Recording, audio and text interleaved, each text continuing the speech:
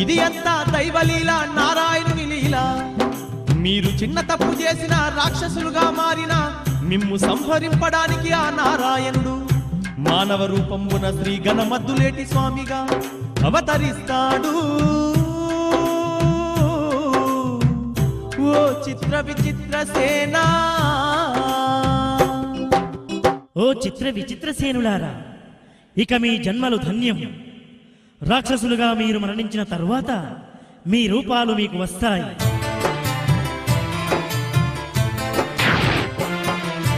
అట్లా ఆముని చెప్పి పోగానే భయంకర రాక్షసులుగా మారిండ్రు అట్లనే అడవి లోపలికి పోయిండ్రు ఈ విధంగా